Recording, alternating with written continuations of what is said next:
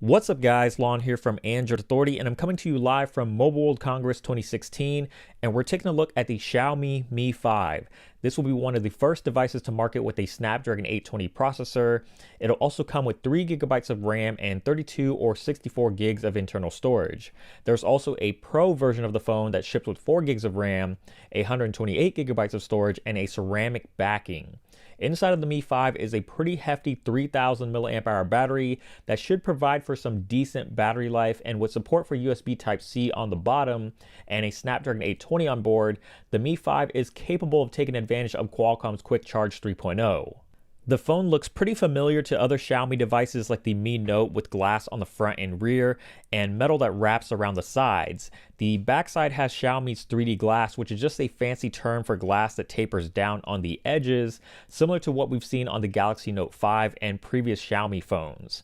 Like many glass-made phones, it's a big fingerprint magnet, but it feels quite sturdy and has a relatively small footprint compared to a lot of other phones, thanks to its 5.1-inch display and thin side bezels on the left and right. The screen is a 1080p IPS LCD panel, so it's not Quad HD like a lot of other flagships that are getting ready to hit the market, but on first blush it looks quite good. Colors are vibrant and saturated, viewing angles are nice, and it seems to get pretty bright. Below the display, you'll notice a physical home button, which is not typical for Xiaomi, but this added home button also brings a fingerprint sensor to the Mi 5. The camera on the front comes in at 4 megapixels, while the main camera on the rear is a 16 megapixel sensor with phase detection, optical image stabilization, and f2.0 aperture.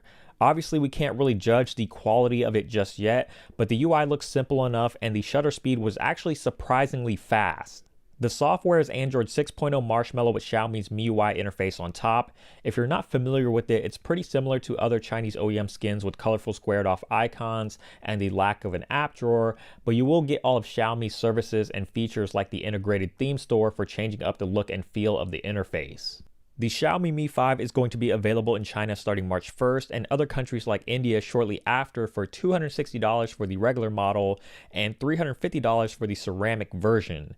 With such an affordable price tag, top-of-the-line specs, and a solid design, the Mi 5 is going to be quite the contender. Now all we need is for this phone to somehow make its way to the States.